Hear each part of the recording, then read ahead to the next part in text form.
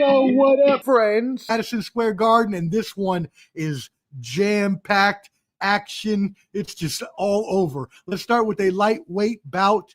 Number 9 ranked Beneil Dariush, who is a 150 underdog in this match, going up against the number 13 ranked Benoit Saint Denis, who is a 180 favorite in this bout. Clubber D, what are your thoughts on this huge clubs bangers? Well, BSD, I thought he was going to make that next step in career when he fought Dustin Poirier. Dustin Poirier beat him in that surprise win, and then I think Poirier fought Islam after that. I always liked Beneil, but he's never gotten over that good prospect to decent fighter. He's never made that jump into that elite portion of his career, and now he's towards the tail end of it. And Benoit Saint Denis is now kind of got his groove back. This guy was an I think a mercenary, wherever he was over in France. The guy's no joke. He has a better stand up. He's he's better on the feet than Beneil, and he has great grappling defense. So with that being said, I'm going to go with Benoit. I think he's going to have Beneil rocked a couple times, but I think he's just go with I'm going to go with a unanimous decision. But I think he'll win all 3 rounds, beating Beneil, and he's hopefully retire after that because he has nothing else to fight for. So unanimous decision? Oh yeah, but I got Beneil being rocked a couple times in this fight. Okay, but you got BSD with a UD, right? Yeah, I see what you try to do there. Yeah, you like that bars. I just want to make sure I get it down too so I can put it on the YouTube video when I put it up. All right, cool. Moving on to the next one, a welterweight bout. Former champion, number 4 ranked Leon Edwards out of England, 145 underdog in this fight versus Carlos Prates out of Brazil. Is it Prates? Okay, thank you. Thought it was. I wasn't sure if it was Prates, but thank you. Number 9 ranked welterweight. He is the favorite though, so another person who is ranked lower, but the favorite, 175 favorite here for Carlos Prates. Okay, Prates. Who do you got in this one, Clubber D? You know, Club Leon Edwards. bangers. I'm a fan. I always like Leon. It's just he reminds me of a British boxer just lost to Alexander Usyk, brother. It's like it's all about the confidence. You know, Yeah.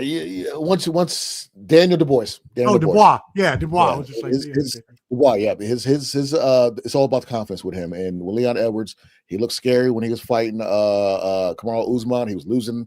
Usman broke him down, and then he came back with that headshot. Knocked him out. And then since he's on a 2-fight losing streak. He got choked out by Brady, and then he lost the belt to Bilal Muhammad. And fighting remember Carlos the name. Goddamn right. Carlos Paredes, this guy, before he lost to Ian Gary, he was on a 10-fight TKO streak, okay? This guy will knock the race off his face. He don't play. And I feel like with damn Leon Edwards having Nate Diaz of all people rock him, who really doesn't have that much punching power, this might be the melatonin of the night. This might be the melatonin alert. Okay, this might be the time to go to sleep. He might be on that sectional Conor McGregor, Nate Diaz. Who else got knocked out bad that I'm missing? Not Nate Diaz. Nate Robinson. Okay, Nate Robinson. That's what it was. Daniel Cormier was sleeping Miocic. All those dudes got knocked out sleep with the toes curled up. Fighting for air in La La Land. He might be part of the Fellowship of the Ring when you put the Lord of the Ring. I forgot what it's called, but Netherland, Otherland, whatever it is. He might be in the Shadow Realm. That's what it is. He might Narnia, like Narnia. Right? He's gonna be out in Narnia. He will be in the witch, the wardrobe, 9, whatever. He's going into the closet and he ain't coming back. Okay, so I feel like Leon Edwards will get knocked out in the first round. All right, because Carlos Brady's not playing. All right, and if you don't have your guard up, you come in timid or nervous. You saw what he did with Jeff Neal with 1 second left in his last fight, knocked him out. Jeff Neal is no slouch. Carlos Brady's, he will put you to sleep. And unfortunately, Leon Edwards, you might be 1 minute you're standing up, the next minute you're thinking about Paddington the Bear. So it is what it is. A former world champion. Yeah, Just knockout too. going down in the first round. Wow. All right. Well, there you go. Make sure I'm writing that down. That's a big one. KO1. First round All KO. right.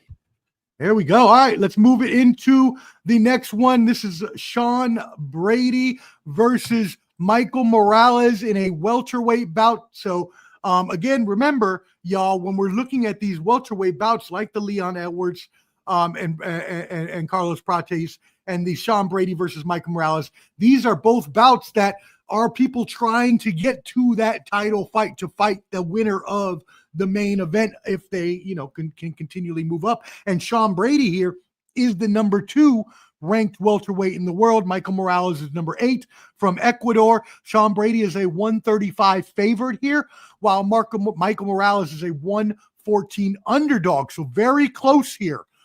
Say the odds makers. Clubberty, what say you? Gloves, bangers. Excuse me as I burp right when I'm about to talk. This fight is a styles clash. You got Sean Brady, who's a great wrestler.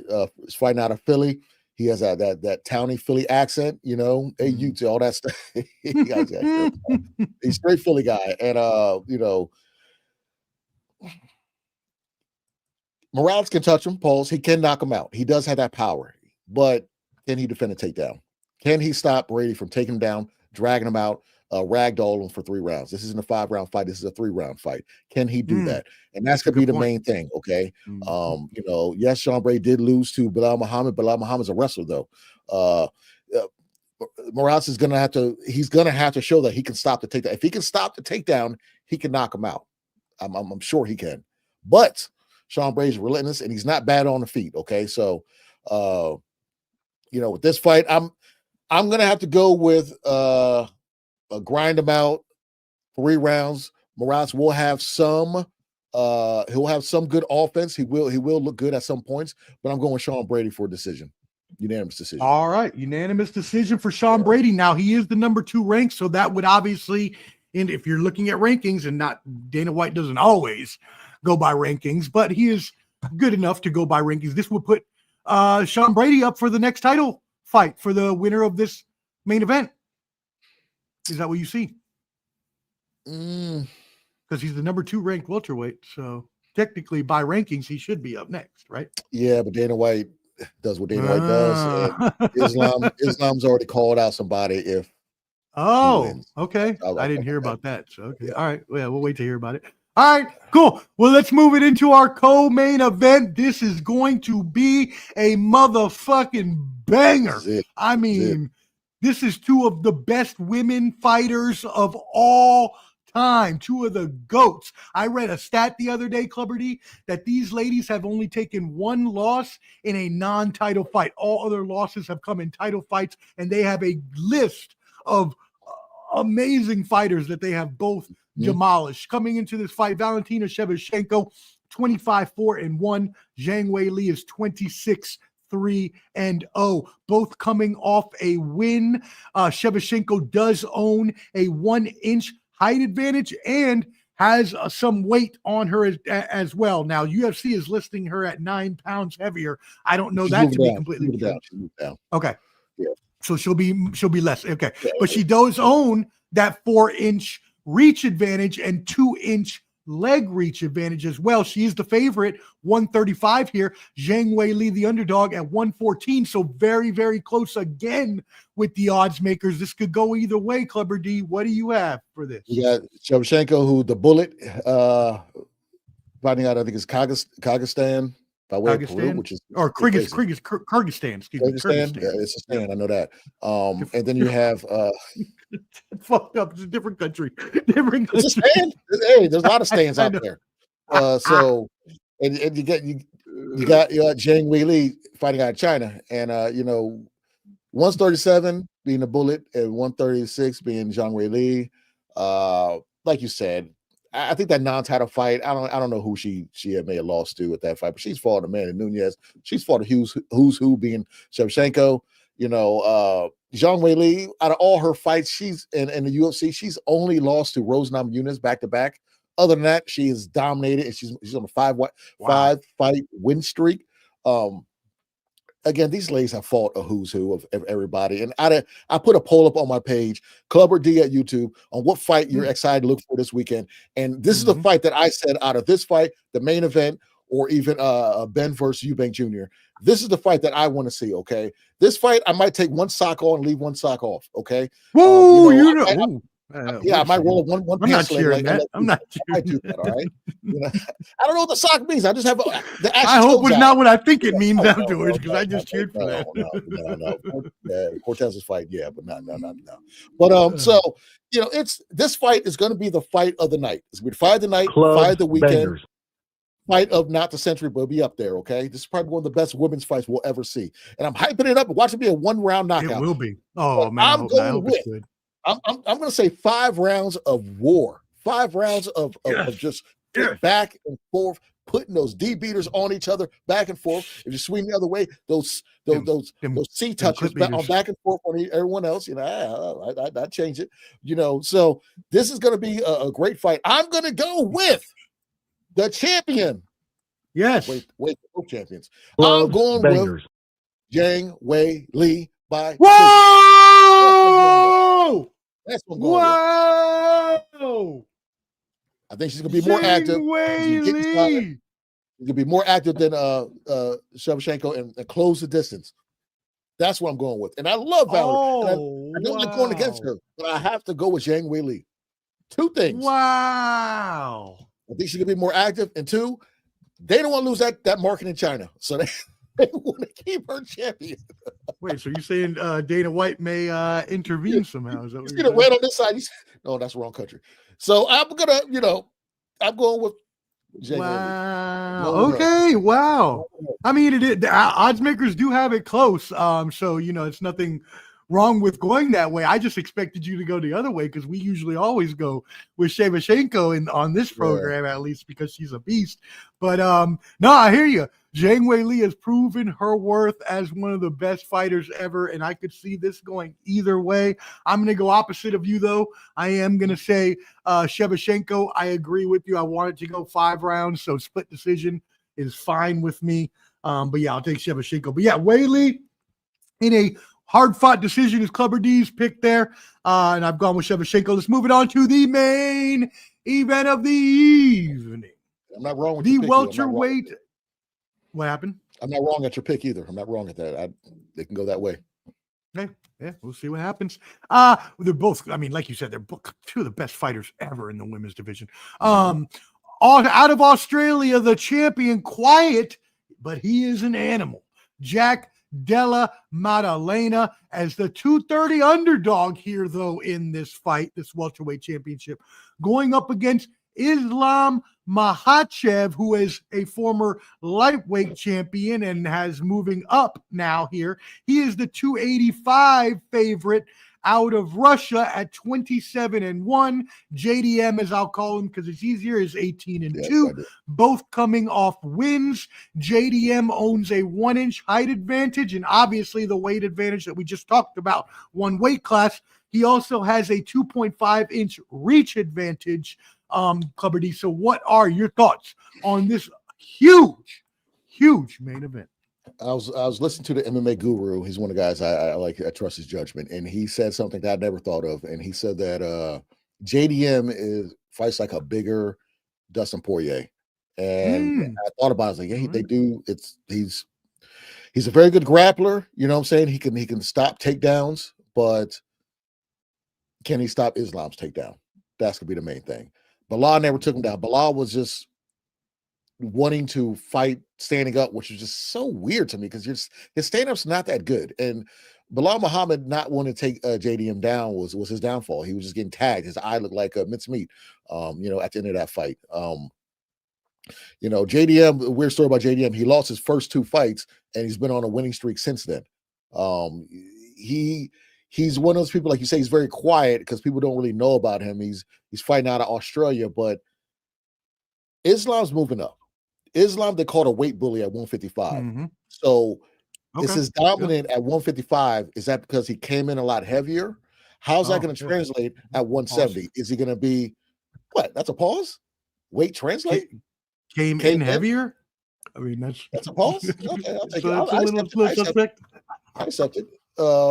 But when he showed up fight day, he weighed a lot more on the scale than others possibly at 155. Jesus Christ. And then at 170, how's that going to translate? Is he going to be is he not going to fill out, be the smaller guy, pause in the cage, or is he going to be, because JDM, he fights at 170. Who knows if he's coming in at 180, 190 that day?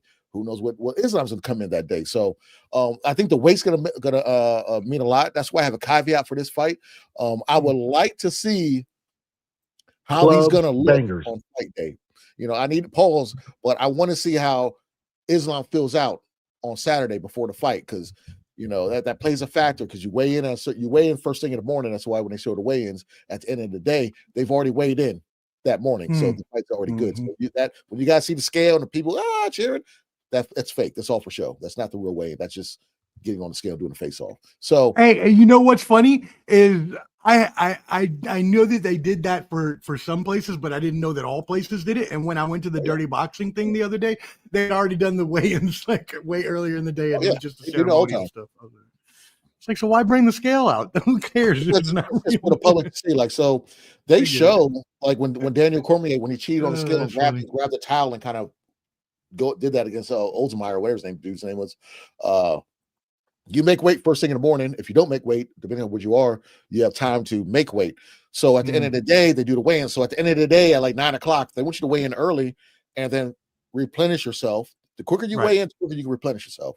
So that's why, like when Canelo fought Charlo, weighed him early, or they made the weigh-ins a little later, kind of like, kind of mess with your weight a little bit, and you can't replenish. And then also sometimes that makes sense. Yeah. You can't gain but so much. Like if you fight for the IBF belt, you can't weigh more than 10 pounds. The red belt in boxing. You cannot weigh more than 10 pounds. So you got to monitor yourself. So you can't get too full. But that's why the way you went early. So would just a question on that then, if let's say that, because in an organizational standpoint, if you're one of the boxing organizations, in my mind, one of the reasons also that you would want to do it early in the morning so that they get replenished is a safety issue, right? So that they're ready for the next day, and your organization doesn't get sued if like they didn't get proper rehydration. That's how that works. Rehydration. That's on you. That's on the fighter. That's on your team. So that's you weigh in. You're good to go after that. But if you don't, that's why you see a lot of people drinking Pedialytes and stuff like that. They're trying to get all those nourishments back in their body.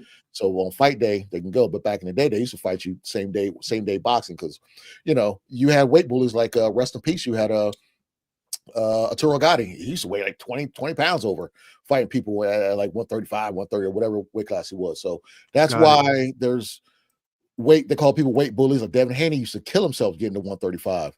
And now he's fighting at 147. So now what you got to see for Islam, how will the weight transfer over? Will he be the bigger guy in there, pause, or will he be, same as a JDM? So that to me is one of my caveats for this fight, because standing up, JDM's a better stand-up guy than Islam. Islam, of course, he had the kicks against Volkanovski and knocked out Charles Oliveira, but he's not going to be able to do all that with JDM. I don't think he's going to be able to do that. I think he's going to do what Belal Muhammad didn't do and take him down. He already called out, if he wins, he called out the welterweight GOAT, that being Kamaru Usman. I would love to see that fight, Islam versus Usman. I would love to see Hell yeah, shit. So, and Usman was like, yeah, hell yeah, I'll take that fight, because he just beat Joaquin Buckley. So with this fight, this is what I'll say. Wow, that'd be I'm still thinking about that fight. That's gonna be a great fight. Islam against Kamaru Usman. So he already called him out, and I don't think he's trying to put the cart before the horse and just say, hey, I want to do this with that, and overstepping JDM. The JDM is no slouch. This is what I will say for this fight. Gloves, bangers. If it goes, if Islam wins, he will win within the first 3 rounds. Okay. There will have to be a stoppage or submission in the first 3 rounds. Right. If it goes past 3 rounds to decision, I think JDM, that means that Islam wasn't able to take him down, or JDM was able to get out of the takedowns. If he was held on the ground, he was able to get up, keep standing up. If it stays standing up, JDM's gonna win. I'm telling you that right now. He will win if it's standing up the whole time. So if Islam cannot take him down, JDM will win by decision. Okay, so I've got Islam. Is it a sub or a TKO -3? I'll say sub. Okay. -3. And then JDM is unanimous or split, I'm assuming, right? It'll be unanimous. Oh, unanimous. Uh-huh. Okay. Because you're assuming that he's escaped his takedown so much and stayed on his feet. Okay. All right. He was Wow. all night doing those. That's crazy. Okay, because you're not the only one picking JDM. Some people are saying, he's very quiet. I know when I was talking to a Dariush yesterday, he was saying, look, man, I would probably go with JDM too, just because of how quiet he is, but that he's an animal. Like, he doesn't have to talk a lot in order to kind of be the fighter that he is. He was comparing himself to him. Islam wants to be 3-0 against Australia because he beat Volkanovski twice, so he might want to be 3-0 against Australia. And I believe they train together, so it is what it is. I could be wrong. I think who does Islam and JDM? No, JDM's Australian, so I think him and I got you. Train together. Got it. Yeah. Got it. Okay. All right. Well, there you go. There's your Clubber D club bangers for UFC 322. Let me give you a rundown of those. I will put the video out tomorrow. He has Benoit St. Denis with a unanimous decision. Carlos Prates, KO 1. Brady, the Sean Brady, unanimous decision. Zhang Weili, split decision. And then a Clubber caveat in your main event, Islam under 3. You go ahead and make sure you bet a submission. Over 3, you're going with that JDM unanimous decision. That's right. I am going to take Islam. I'm going to go opposite you again. Okay. I'm sorry, I have to. No, I think Islam is just. Yeah, I'm saying. I just think he's too tough. And yeah, I know he's moving up in weight, but he's just been a killer at lightweight. So I don't know. Again, and every time I see him fight, it's always like, well, let's hope that the guy can avoid him, and then he takes him down the first round and just holds on to him And now look, I'm kind of one of those fight fans. Like, I understand. I used to be a wrestler, so I understand not a good one, but I wrestled in high school. I understand that wrestling is needed, but I am one of those. I lean more towards the exciting fight fans. I want you to stand up. I want you to throw them blows, kind of thing. But I know that wrestling is needed. So when you have somebody who wrestles so much, you get the fans that are there, especially live, people that have paid for that ticket, and they're like, we want more action, and all you're doing is laying on the ground. I can see people getting put off by that because sometimes I tune out as well. Mm-hmm. Yeah, definitely. And you got to understand, that's why that's why my whole issue with the whole Islam's weight at 155 is because it came in heavier and he was dominating because it was hard for him to make 155. Right. That's why I'm wondering. That's why it's not as hard. It's not easy for me just to say he's just going to win outright because I don't know how that's going to transfer over to the higher 155 to 170. That's a big jump. You know what I'm saying? UFC, you got to understand that is the biggest jump. I remember Kevin Lee said this. He wanted a 165 division because you got 145. That is a huge jump. I mean, where do you do that at? That's crazy. You got 155 going to 170. That's a big jump because if I'm 170 pounder, I'd probably walk around 190-ish. Yeah, if I'm 155 like BJ Penn when he moved up, I might walk around at 170 or right around there. So if I'm walking around at this weight and you coming in at 190, 200, you know what I'm saying? So that's where I'm kind of like, it's a very big jump. So. All right. Well, there you go. There is, again, your Clubber D Club Bangers. Make sure you put that in your FanDuels, your DraftKings, and get ready for the fights Saturday night. It's going to be awesome. By the way, I'm pretty sure I have to wait for that text back. But I'm pretty sure Clubber D and I will be on Millions live streaming UFC. So please follow our Instagram, subscribe to our YouTubes, make sure that you're staying updated because I will post it on Instagram and YouTube if we are going to live stream. But we're in talks to live stream live on Millions Saturday night, probably about 9-ish. We'll come on. So look forward to that. All right, cool. Games with it too. You know what I'm saying? We'll say, hey, if this knockout happens, we all do a shot. Oh yeah, we could do that. We could have like a little board. Y'all got to tune in. Subscribe on YouTube at Ball and Buds.